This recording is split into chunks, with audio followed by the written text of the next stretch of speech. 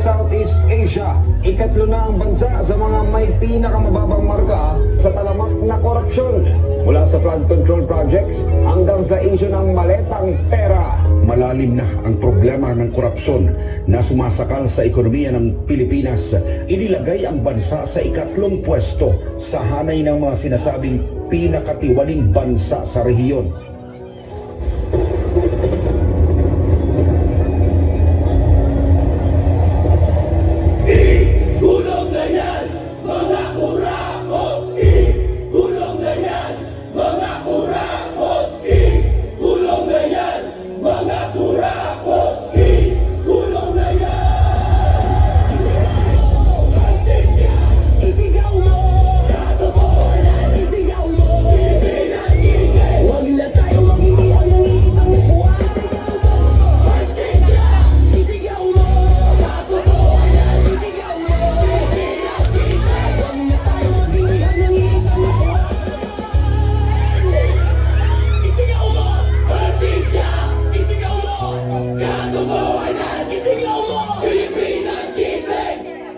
Huwag na tayo maging bihag ng iisang upuan.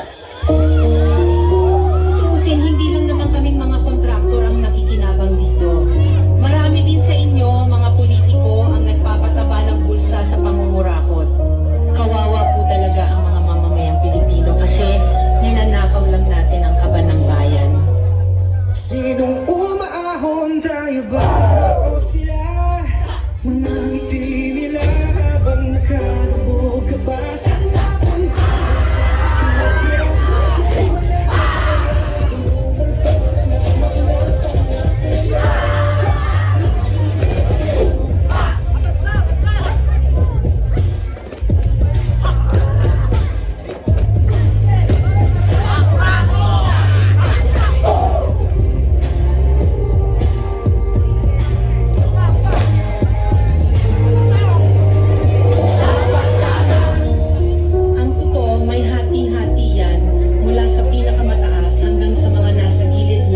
sistema.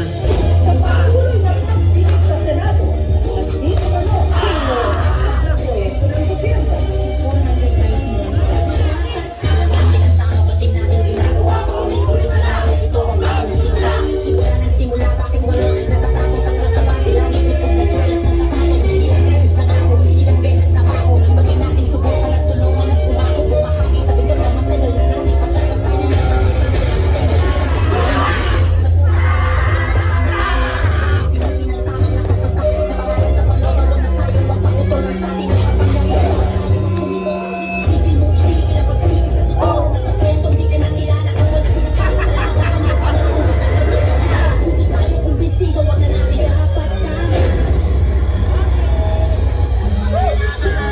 400 na malinis kayo dahil sa bawat proyekto may kapalit na porsyento para sa inyong mga opisina.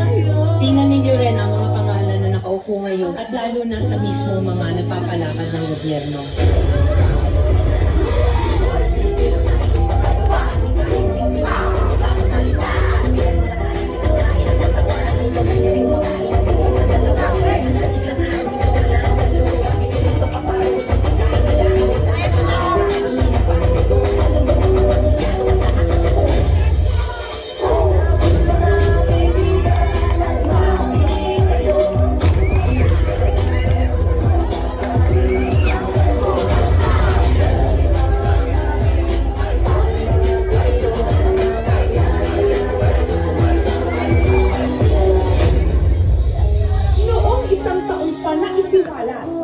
Na may mga mali-maletang pera o may basura na i-deliver daw sa ilang mga politiko na naglalaman din ng hindi lang bilyones, kundi bilyones ng kickback mula sa pondo dapat ng bayan.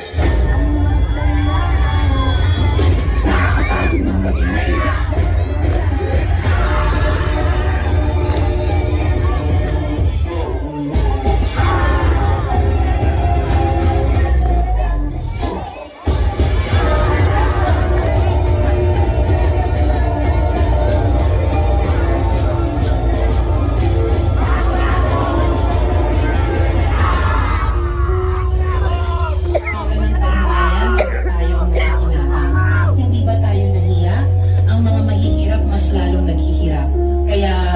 tama na ang pangungurakot natin.